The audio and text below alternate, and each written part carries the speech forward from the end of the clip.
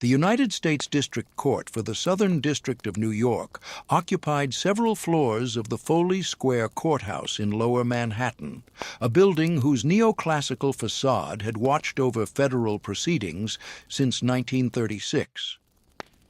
On a morning in late 1952, the courtroom of Judge Samuel Leibowitz filled with the usual assembly of attorneys, clerks, and defendants awaiting their turns before the bench. The room held the particular atmosphere of post-war American jurisprudence: dark wood paneling, high ceilings that made voices echo, and the subtle orchestration of power through architecture and tradition. Men wore dark suits and narrow ties. The air carried the smell of old paper and floor wax. Ellsworth Raymond Johnson walked into this space with the measured gait of someone who had learned long ago that every public movement carried meaning. He was 55 years old. His suit was tailored but not flashy. Charcoal wool cut in the conservative style that Harlem's business class had adopted to navigate white institutional spaces. His shoes were polished. His posture was erect. He had been called Bumpy since childhood because of a growth on the back of his head, but no one in this courtroom would use that name to his face. He had spent significant portions of the previous 3 decades in various prisons, Sing Sing, Alcatraz, others, on charges ranging from narcotics to assault. He had also, in the years between incarcerations, become one of the central figures in Harlem's complex economy, a man whose word carried weight in dozens of legitimate and illegitimate enterprises, someone both the powerful and the powerless sought out when they needed problems solved. The hearing that morning concerned relatively minor matters: probation violations, questions about associations, the standard machinery of post-conviction surveillance that the criminal justice system applied to men like Johnson. He was not the only defendant present, merely one of several whose cases would be processed through Judge Leibowitz's docket that day. But he was the only black man in the room whose reputation preceded him so thoroughly that the court officers had taken special notice when he arrived, and the only one whose presence seemed to create a subtle tension among the white attorneys and clerks who handled the procedural work. Judge Samuel Leibowitz had earned his reputation as a defense attorney before ascending to the bench, most famously for his work defending the Scottsboro Boys in Alabama during the 1930s. That case had made him a hero to many in the black community, a white Jewish lawyer who had stood against Southern racism when few others would. His appointment to the federal bench in 1940 had been celebrated as a victory for progressive justice.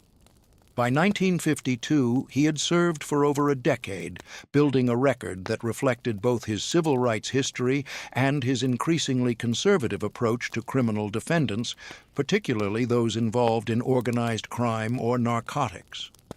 The proceedings began with standard formalities. Johnson's attorney, a Harlem lawyer named Raymond Jones, who had navigated these waters many times before, presented the required paperwork and answered the judge's initial questions. Leibowitz reviewed documents with the methodical attention that characterized his courtroom manner. He asked about Johnson's current residence, his employment, his associations. The questions were pointed but not unusual. Then something shifted. Leibowitz looked up from the papers on his bench. His gaze fixed on Johnson with an expression that combined judicial authority and something harder to define. He began to speak, not about the specific legal matters at hand, but about the nature of criminal enterprise in Harlem, about the parasitic relationship between men like Johnson and the community they claimed to serve, about the moral bankruptcy of those who profited from vice and violence. His voice carried the practiced cadence of someone accustomed to having his words recorded and remembered. The speech continued for several minutes, each sentence adding another layer of characterization, building toward a portrait of Johnson not as an individual with specific charges to address, but as a type a symbol of everything wrong with the criminal element in New York's black neighborhoods. Johnson stood silent. His face showed nothing. His attorney made no objection. Such speeches from the bench, though perhaps unusual in their length and personal nature, fell within the broad discretion judges possessed to comment on the cases before them. The other people in the courtroom watched with varying degrees of interest or discomfort. Some of the white court personnel seemed to appreciate the judge's moral clarity. The black court officers, few in number, maintained the careful neutrality their positions required. Then Leibowitz did something unexpected. He reached to the side of his desk and turned a framed photograph so that it faced outward toward the defense table where Johnson stood. The judge gestured toward the image. It showed a black man in what appeared to be exaggerated, demeaning costume or pose. The exact details of the photograph have been lost to time, as no court record preserved this moment, but those who were present later described it as an image clearly intended to mock or demean black people through stereotype and caricature. Leibowitz made a comment, the precise words also lost, that drew a connection between the photograph and Johnson himself, suggesting that this image represented the judge's view of what Johnson truly was beneath whatever respectable appearance he might try to present. The courtroom went quiet.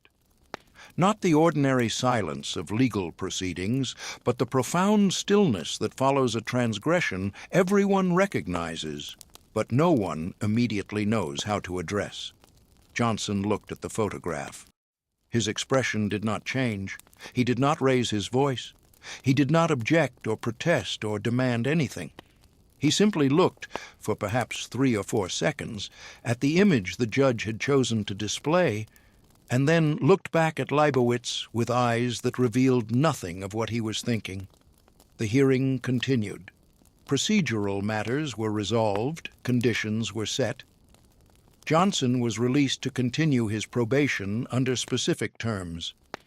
He left the courtroom with his attorney, walking out through the same corridors he had entered, past the same marble columns and government-issued furniture, into the bright midday light of downtown Manhattan. He said nothing to his attorney about the photograph during the elevator ride down or the walk to the street. He said nothing during the taxi ride back uptown, crossing through the grid of streets that separated the Federal District from Harlem, watching the neighborhoods change block by block as the car moved north. Raymond Jones, the attorney, had worked with Johnson long enough to recognize when silence carried more weight than words. He did not ask what Johnson was thinking. He did not offer reassurance or outrage or legal analysis. He simply sat beside his client during the ride home, understanding that whatever was happening in Johnson's mind would reveal itself when the time was right. Johnson returned to his apartment on West 147th Street, a building whose modest exterior concealed a carefully appointed interior that reflected both his taste and his understanding of how to maintain a public image that did not draw unnecessary attention. He lived alone by choice, though his romantic life over the years had included several significant relationships. He had a daughter, but his lifestyle and incarcerations had created distance between them. He had associates and allies and employees, but genuine friendship had become rare in a life where everyone wanted something, and trust was a luxury few could afford. He sat in his living room for a long time that afternoon. Later, people who knew him during this period would say that he spent several days in this kind of withdrawal, not hiding, not absent from his usual haunts, but present in a different way, quieter, more internal. He kept his regular appointments. He handled his regular business. But something had shifted in how he processed information, in what questions he asked, in where his attention focused. The insult itself was not unprecedented.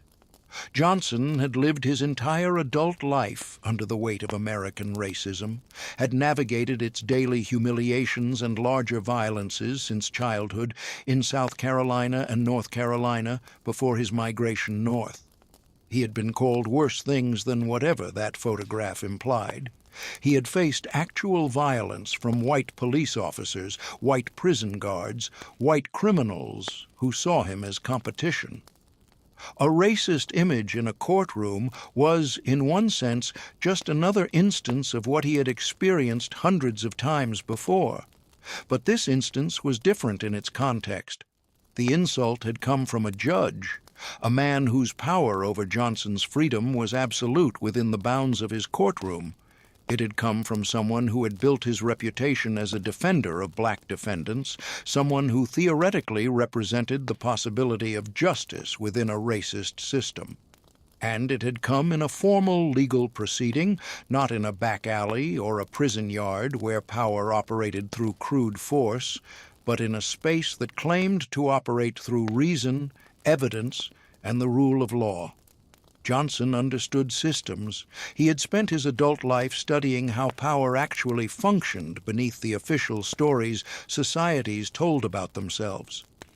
He had learned that every system, whether the illegal numbers rackets he had helped organize, or the police departments that took payoffs to look the other way, or the political machines that traded favors for votes, or the courts that processed black defendants through a conveyor belt of predetermined outcomes, operated according to rules that had nothing to do with the official rules written in law books or procedure manuals.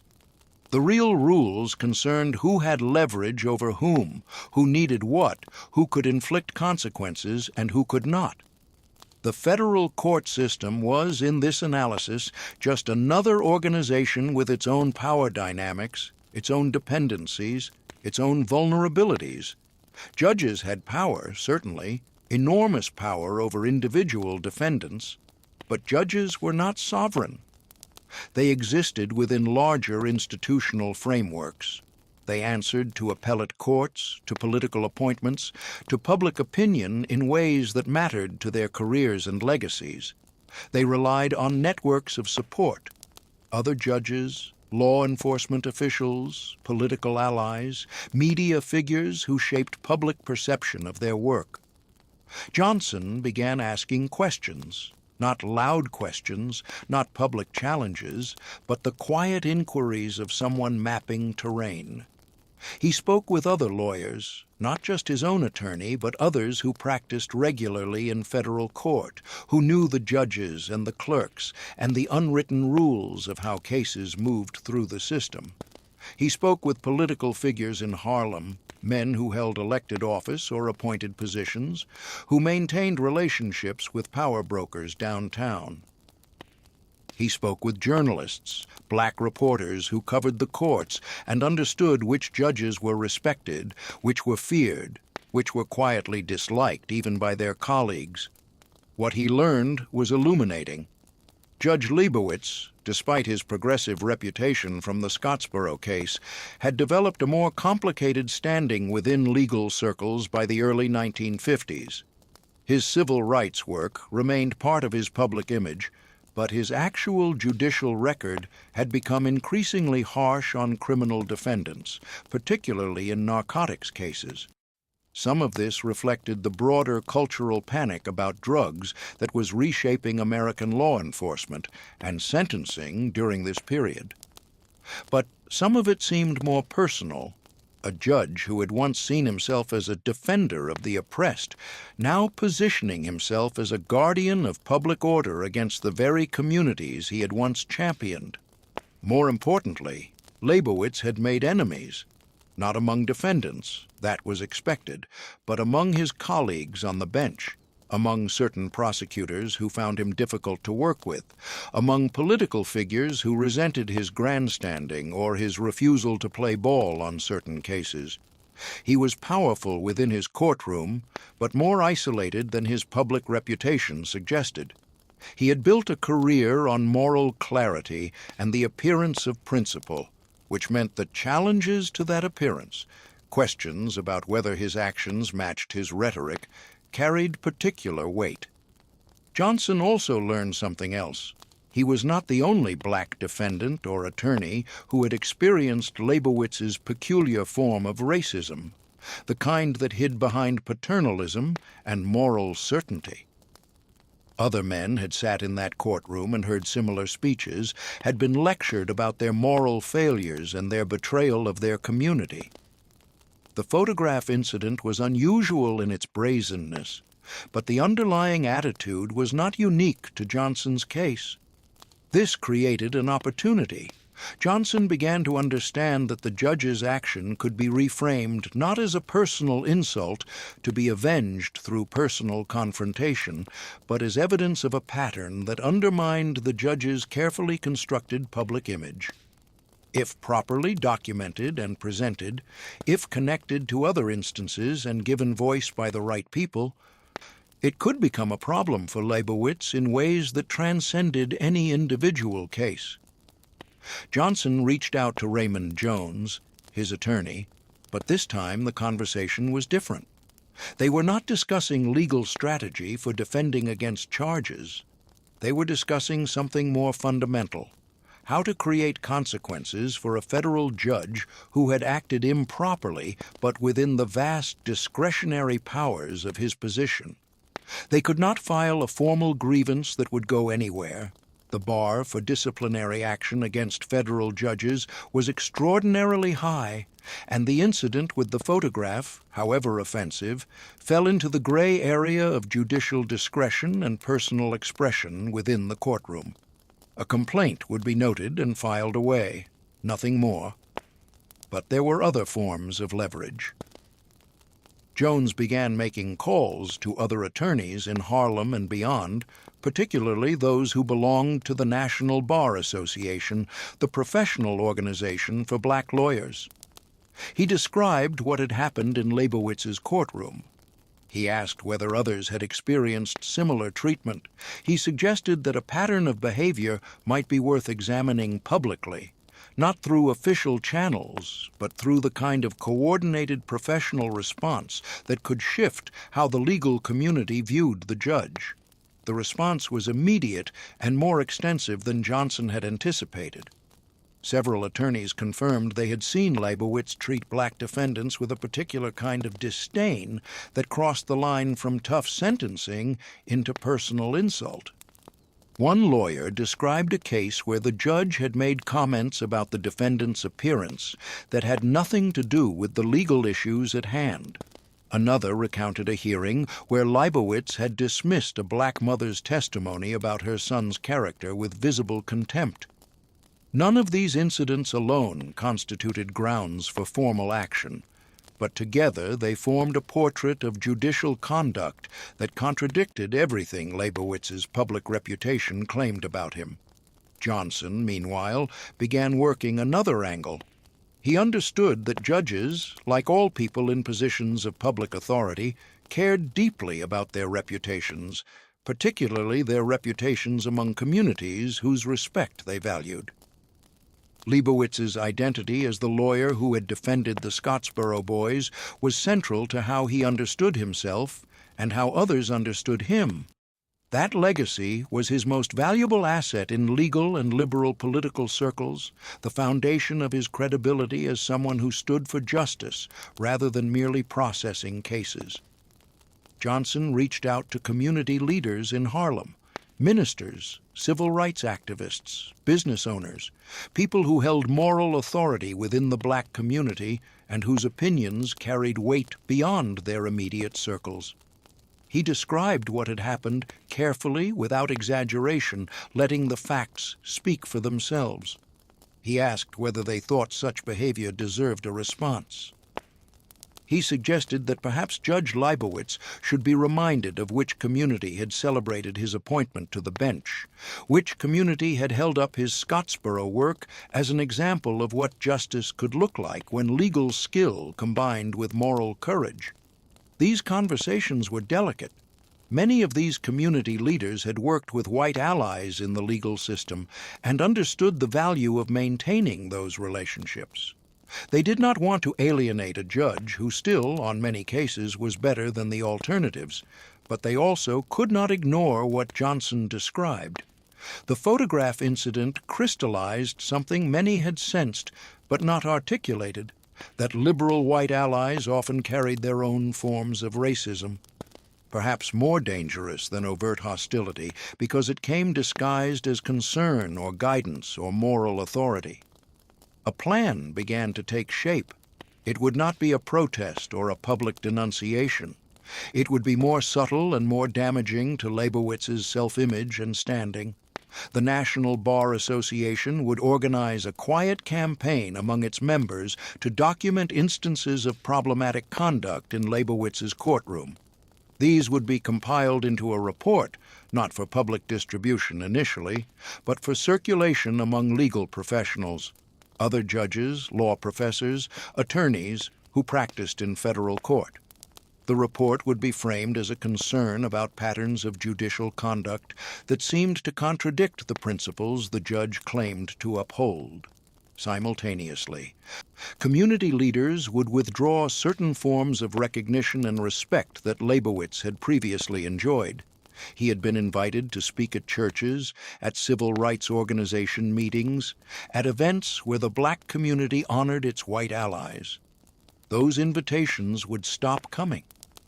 When he did appear at public events, there would be a noticeable coolness, a formality where there had been warmth.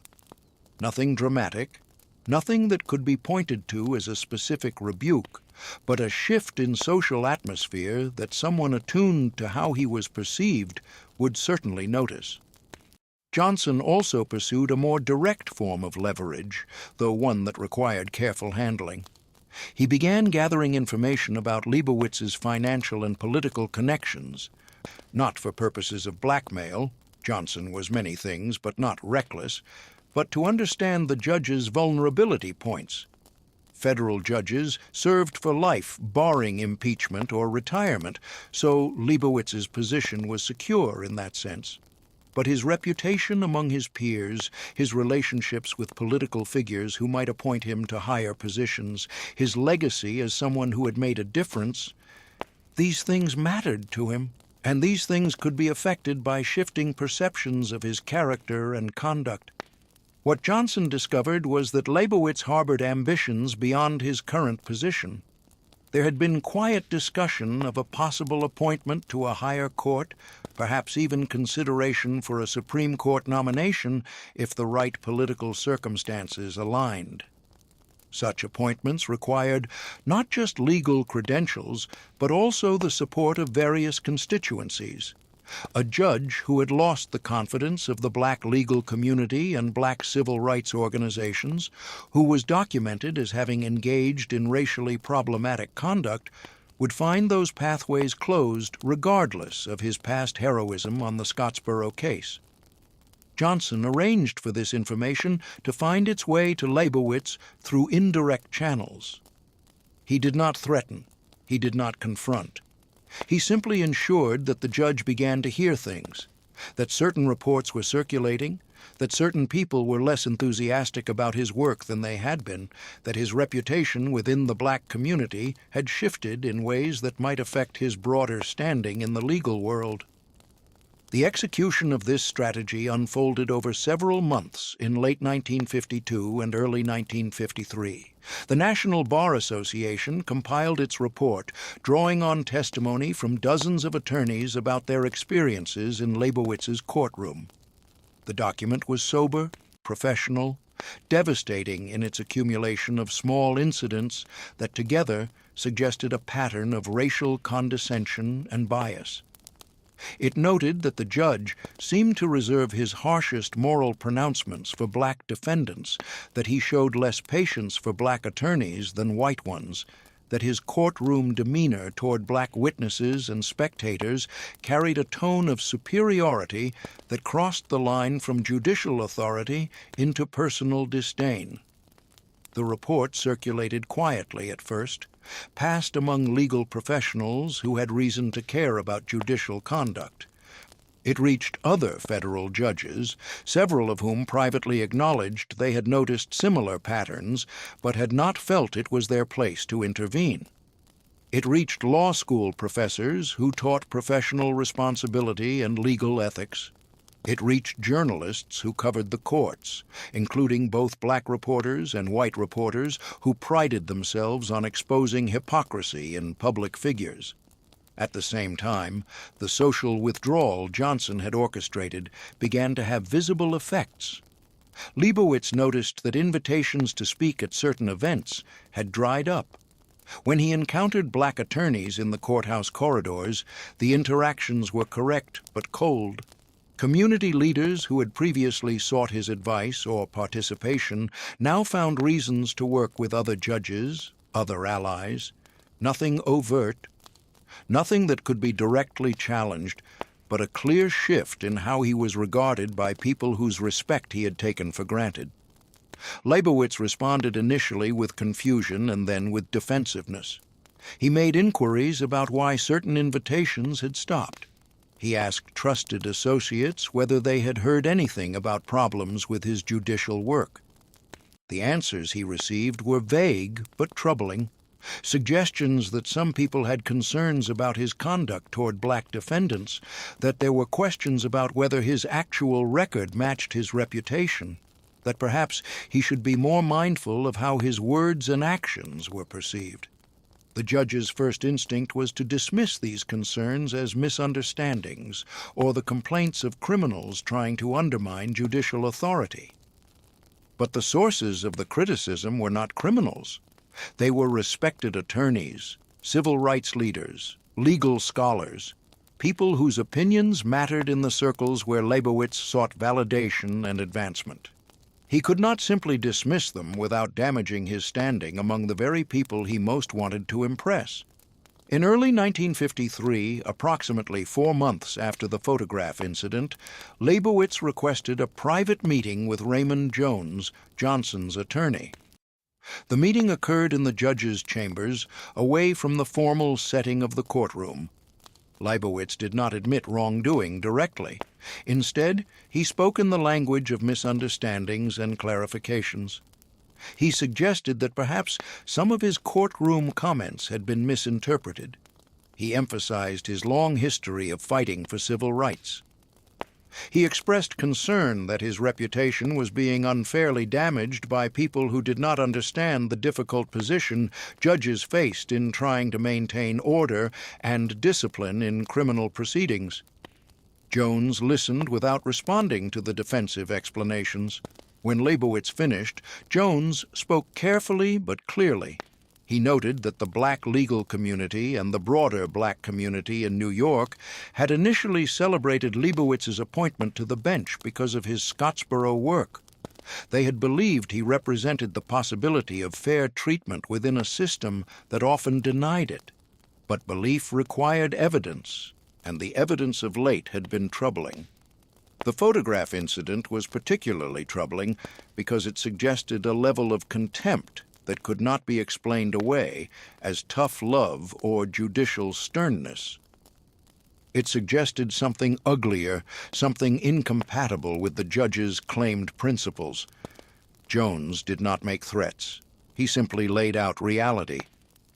The report about patterns of conduct in Leibowitz's courtroom existed. It was being taken seriously by serious people.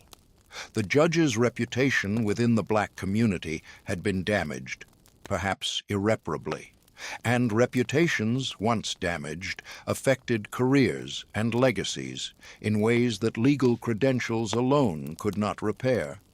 Leibowitz asked what could be done to address the situation. Jones suggested several things. First, the photograph that had been displayed during Johnson's hearing should be removed from the judge's chambers if it was still there and should never appear in any court proceeding again. Second, the judge might consider being more mindful of his language and demeanor toward black defendants and attorneys, recognizing that what he might intend as tough but fair treatment could come across very differently to people who had experienced systematic racism throughout their lives. Third, it might be appropriate for the judge to meet with leaders of the National Bar Association to discuss their concerns and demonstrate a genuine willingness to reflect on his conduct. These were not demands in any legal sense. Jones had no power to demand anything from a federal judge, but they were clear statements of what would be necessary to begin rebuilding trust and, more importantly, to stop the continued erosion of Leibowitz's reputation among the people whose respect he most valued. Over the following weeks, Leibowitz took these suggestions seriously. The photograph disappeared from his chambers. His tone in court cases involving black defendants became noticeably more measured, more formal, less likely to veer into personal commentary about moral failings or community betrayal. He met with representatives from the National Bar Association in a session that was described by those present as tense but productive, with the judge listening more than he spoke and acknowledging, however reluctantly, that his conduct might not always have reflected his stated values. Johnson, observing these developments through his network of attorneys and community contacts, saw that the strategy had achieved its purpose. The goal had never been to destroy Leibowitz or remove him from the bench. That would have been impossible and potentially counterproductive, as his replacement might have been worse. The goal had been to create consequences for specific conduct, to demonstrate that even federal judges operated within systems of social and political accountability, and to ensure that future black defendants appearing before Leibowitz would be treated with more respect than Johnson had received. The broader significance of this episode extended beyond one judge's reformed behavior. Johnson had demonstrated something important to others in Harlem's community, that power could be challenged through organization, documentation, and strategic pressure, even when direct confrontation was impossible. He had shown that racist conduct by officials who considered themselves liberal allies could be addressed by withdrawing the social capital and moral authority that black communities had granted to those officials. Other judges noticed. The story of what had happened, not the specific details, which remained known to only a small circle, but the general outline, circulated through the federal courthouse. Judges became more aware that their conduct toward black defendants and attorneys was being watched and discussed, that there were networks of communication and evaluation operating outside the formal mechanisms of judicial review. This did not transform the entire court system, but it created a degree of accountability that had not previously existed. Within Harlem itself, Johnson's handling of the situation reinforced his standing as someone who understood how to exercise power strategically. He had not responded to insult with violence or public confrontation. He had not filed futile lawsuits or made speeches. He had identified the systems that mattered, had built a coalition of people with different forms of leverage, and had methodically applied pressure until the target of that pressure concluded that changing his behavior was in his own interest.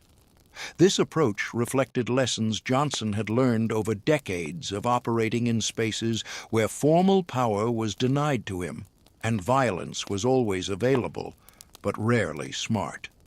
He had seen countless men respond to disrespect with immediate aggression, and he had seen how those responses, while satisfying in the moment, usually led to arrest, injury, or death, without changing the underlying conditions that had created the disrespect.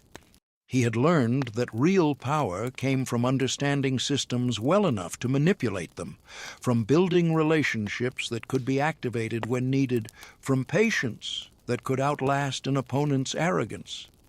The methods he had used against Leibowitz, coalition building, documentation, strategic information sharing, social pressure, indirect leverage, were the same methods he had used to build his position in Harlem's economy. He had never been the most violent person in his environment, though he was certainly capable of violence when necessary. He had never been the wealthiest, though he controlled significant resources.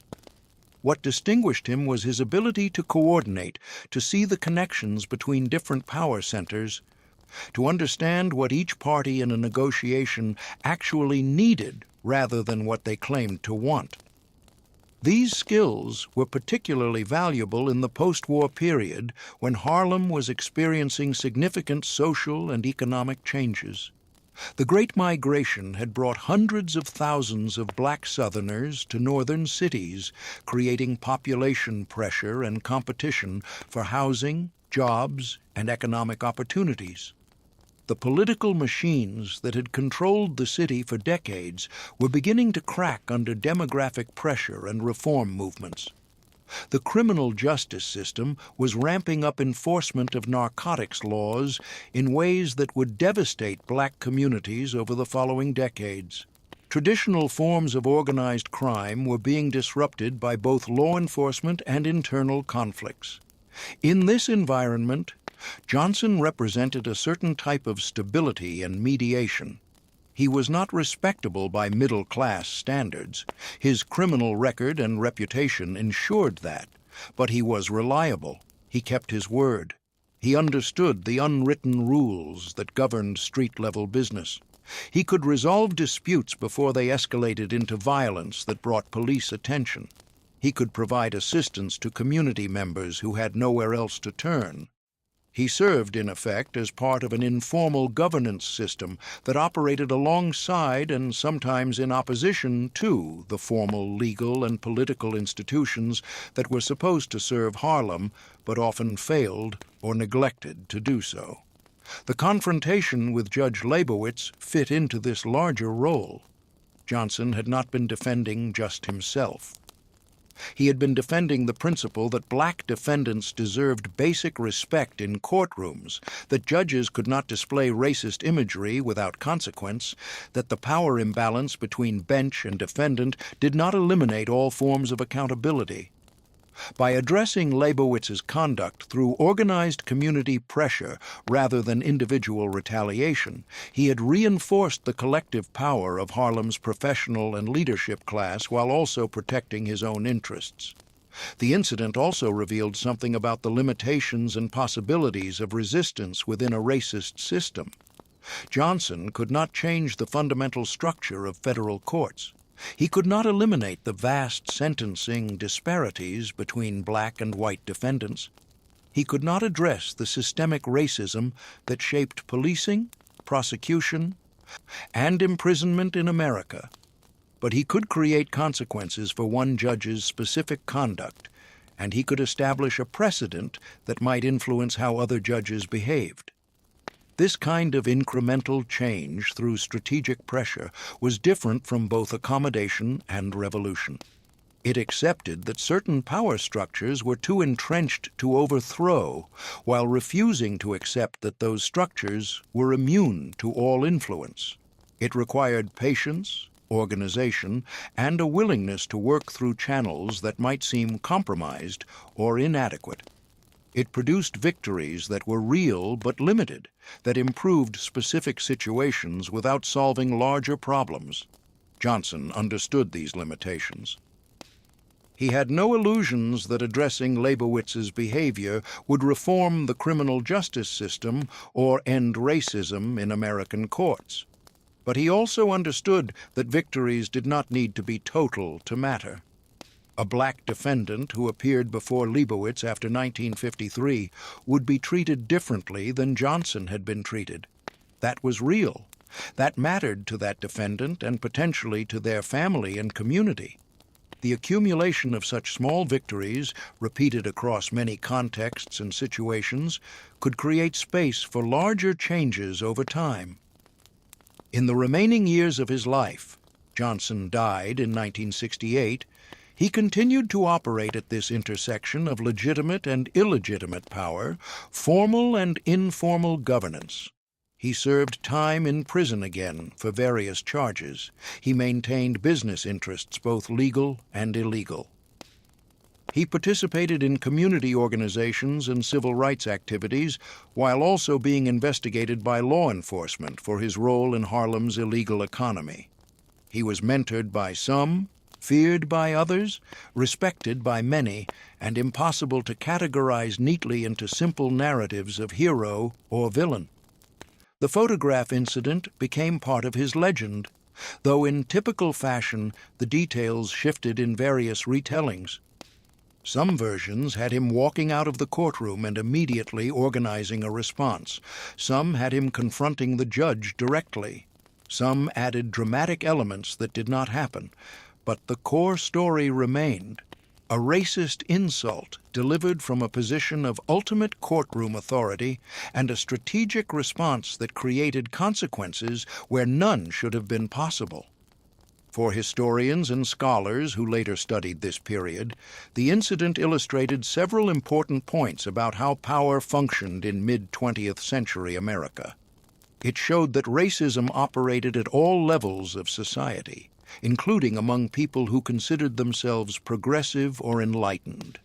It demonstrated that formal civil rights credentials did not prevent individuals from holding and expressing racist attitudes toward the people they claimed to help. It revealed that black communities developed sophisticated mechanisms for holding white allies accountable when formal systems failed to do so. The incident also complicated standard narratives about organized crime figures and their relationship to their communities. Johnson was involved in activities that caused genuine harm: narcotics distribution, numbers running, violent enforcement of illegal business arrangements. But he was also someone who provided services that legal institutions did not provide, who exercised a form of community protection and governance in spaces the formal system abandoned, and who could mobilize resources and relationships to address injustices that affected more than just himself. This complexity resists simple moral judgments. Johnson was neither a hero fighting oppression nor a criminal preying on his own community. He was both of those things simultaneously, and neither description fully captured who he was or how he functioned within the social ecology of mid-century Harlem. The photograph incident revealed how someone in his position could exercise agency and create change even while operating from a position of formal powerlessness, a convicted felon on probation confronting a federal judge with life tenure. The methods he used, patient observation, coalition building, strategic information gathering, indirect pressure through social networks, and reputational consequences, became more widely recognized and adopted in subsequent decades. Civil rights organizations used similar tactics to challenge discriminatory practices in employment, housing, and education. Community activists used them to demand accountability from police departments and local governments. Labor organizers used them to build pressure for better working conditions and contracts. The specific victory Johnson achieved was modest in scale. One judge changed his behavior toward black defendants. The photograph was removed from chambers. More careful language was used in courtrooms where black attorneys and community leaders were watching. These changes did not overturn segregation or mass incarceration or the systematic disadvantaging of black Americans within the legal system. But they demonstrated that change was possible even in spaces designed to be immune to outside influence, and they provided a template for how to create that change through organization rather than individual action.